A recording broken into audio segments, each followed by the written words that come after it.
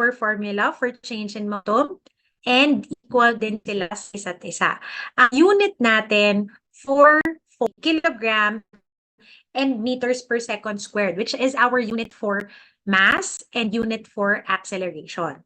Okay. Ang force naman, ginamit natin siya to compute for work.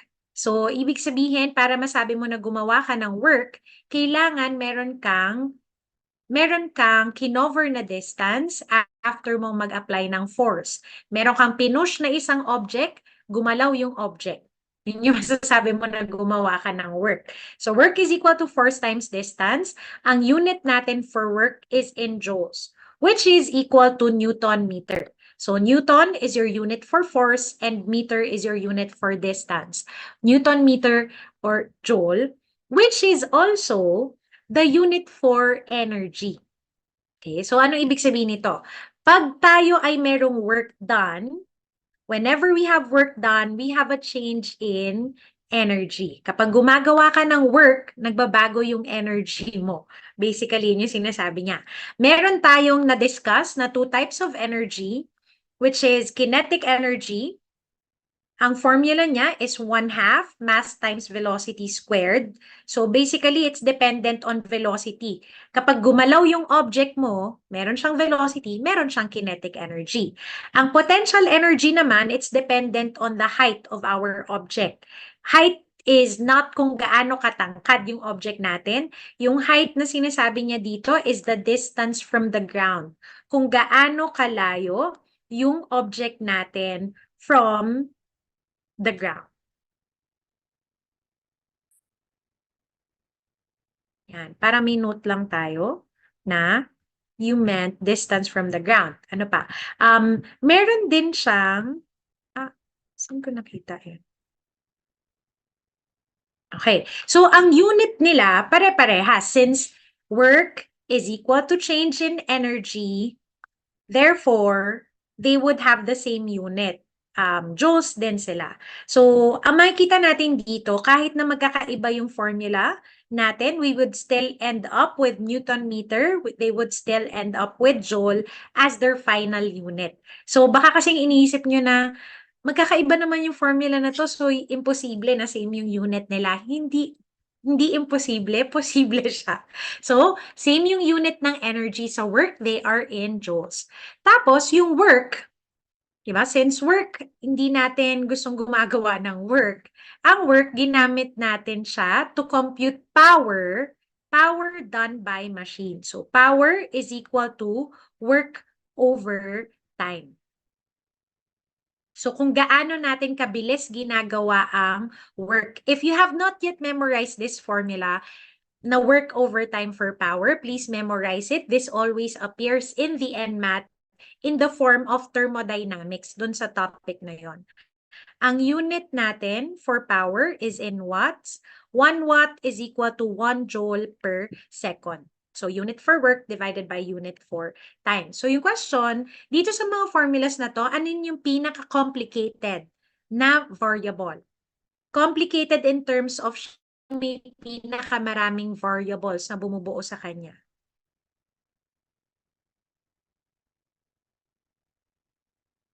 Correct. Power. Power yung pinakamarami kasi kapag i-breakdown natin ang power, start tayo sa work.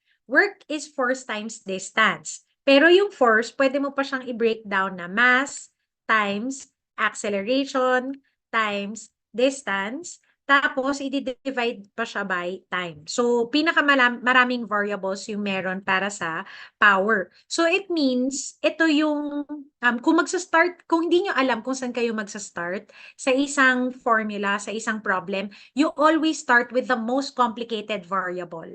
Kasi siya yung makakapagbigay sa'yo na, okay, dito mo makukuha yan, dito mo yan madederive, dito mo yan kukunin. So, always start with the most complicated variable. So, this is your photo, screen cap pala, para sa ating summary.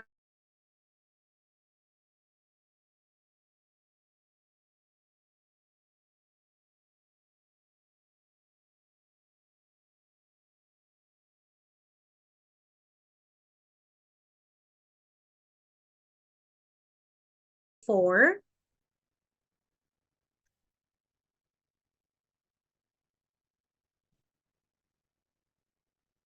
Okay, question number 4.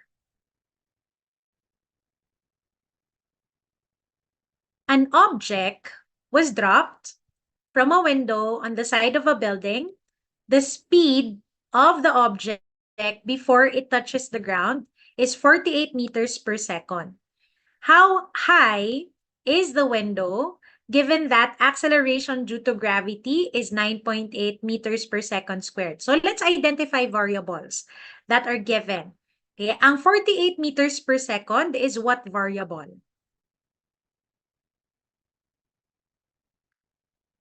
Meters per second, V, correct. It's a value for velocity. Kahit na one letter lang, class, kaya ko yan. Yung question na how high is the window is what variable? Correct. It's value for height or distance. Tapos,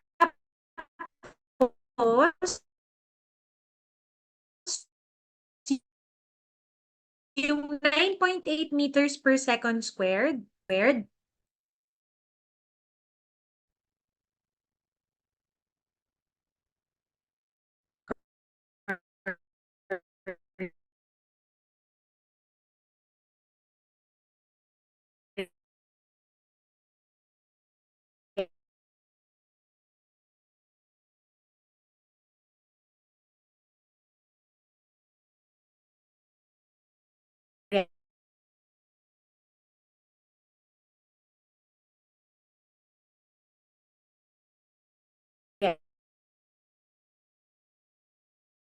that's G. And G is tile.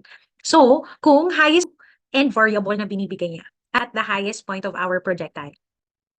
Napuputol ka po ulit. Okay, sige. I-off ko muna saglit yung video natin. Yan, sige. Para maging clear yung audio. Thank you. An object was dropped. Kapag drinop natin yung isang object, it starts at the highest point of our projectile. At ano yung sure tayo na constant value at the highest point? Kapag meron tayong hinulog na isang object, the initial velocity is always equal to 0. Ibig sabihin, hindi mo siya hinagis pababa, binitiwan mo lang siya at nahulog siya pababa. Therefore, itong 48 meters per second, pwede siyang maging final velocity. Okay, so this is your screen cap para sa question natin. Okay. And yung annotations din. Tapos, ang gagawin natin is i-compute natin siya. So, actually, may option kayo na i-solve ito using kinematic equation. Pero I'll show you the fastest way to solve this is using energy. Mas mabilis siya kapag energy yung gagamitin natin. Conversion of energy. Okay, so let's start. Let's move to the next slide. Okay na ba yung audio? In-on ko na ulit. Sabihin niyo lang ako, class, pag napuputol yung audio para i-off ko muna saglit yung ating video. Okay. So, next slide tayo for the solution. Question number 4. Okay. So, what type of question is this? This type of question, we're given a value for velocity. Tapos, pinapakompute niya tayo ng value for height. So, ibig sabihin, dalawang variable lang sila na interchange. Meron din siyang binigay na acceleration, pero it's a constant value naman, so it doesn't change anything. So, if you are given this type of problem, a problem that converts velocity to height or height to velocity, yan. The easiest way to solve this is by conversion of energy. Conversion of energy meaning, i-equate lang natin ang kinetic energy sa potential energy. Okay? Kasi yun yung nangyayari. So, papakita ko lang yung buong solution. Iisa-isahin natin yan. We're given a value for velocity. Kailangan natin siya i-convert to become a value for height. Meaning, the initial energy that our object has is yung drinop natin siya. Nung hawak natin yung object pala, hawak natin yung object at a specific height, ano yung energy na meron siya? We're holding our object at a specific height. Initial energy that it has, is it kinetic or potential?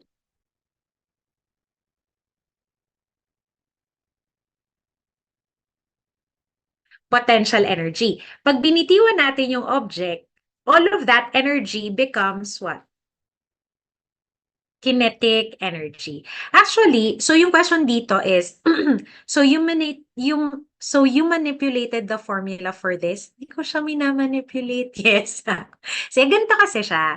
This is an example of a free-falling object. Okay, kapag free fall ang object natin, the only force acting on our object is gravity.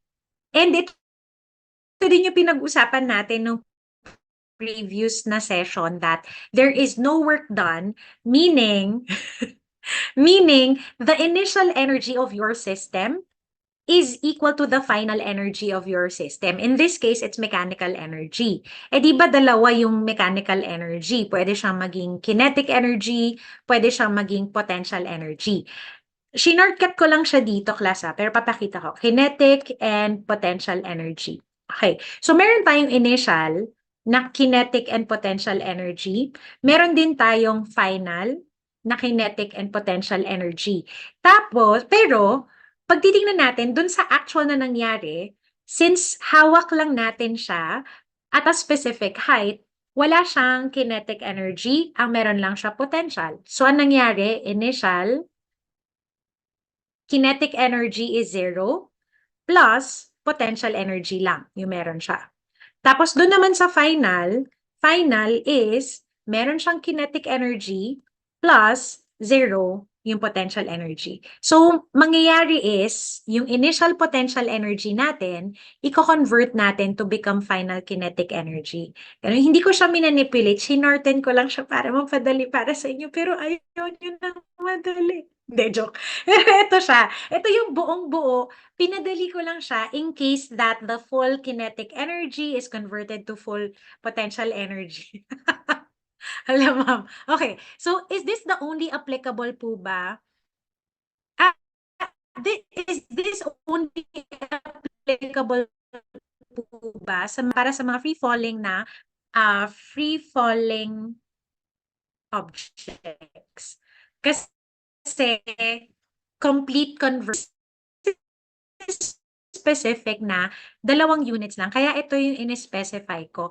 Based din naman sa feedback ng mga students is, ito din talaga yung mas nagamit nila. Mas nagamit nila ang conversion of energy compared sa kinematic equation.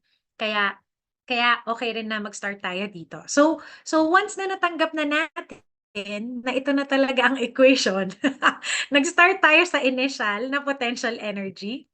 Wrong yung spelling ko. Yan. Initial na potential energy at kukompute natin yung final, di ba? So, kabaliktaran height. Ang magiging question nyo dito is hindi naman complete lahat ng given based on sa squared, ang formula for potential energy is mass times gravity. We're given gravity, we're given velocity, we're not given height. We're being asked we're being asked for the value of height, but we're not given value for, we're not given value for mass. So, anong gagawin natin? Okay, for mass, since you're talking about the same object, kung ano yung object na hinulog mo from a specific height, yun din yung object na kinuhanan mo ng velocity for touch the ground.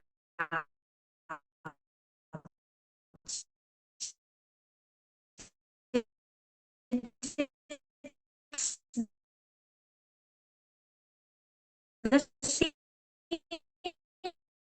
The same. Okay. Yan,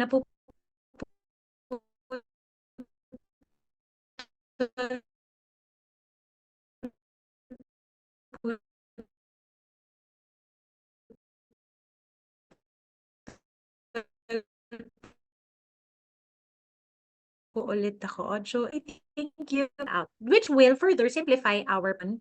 Ang meron na lang ako, velocity and gravity, tapos mahihiwalay ko na yung pinapakompute sa atin na value, which is height. So, i-isolate na natin si height. Height is equal to velocity squared over 2 times gravity. So, nilipat lang natin si velocity squared, minultiply natin siya with 1. Kaya, naging ganon. Velocity squared times 1. Tapos, itong si gravity, minultiply natin siya with 2. So, syempre, since tayo ay nag-e-exam, ang gusto natin is mapadali yung computation natin. Kaya, most of the time, mag-estimate tayo. Nag-estimate ka itong 48, gagawin saan? 500. Ito namang 9.8, i-estimate din natin. So, magiging 2 times 10. Our answer becomes 20. Tapos, magka-cancel ang 2,500. Yung isang zero.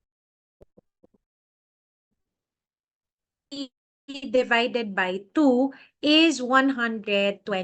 So, yung magiging question nyo dito, paano ko malalaman kung ang kukunin ko is greater than 125 or less than 125? It depends on what happened when you round up. Ganon. So, kung nag-round up ka, or nag-round down ka, yun yung magiging change. Ang 48, ginawa nating 50. So, it means naging higher yung value natin. Therefore, ang kukunin natin is greater than or less than 125. Correct. Ang kukunin nating value is less than. Hindi pa rin kayo mag-estimate kahit medyo magkakalapit yung value natin. But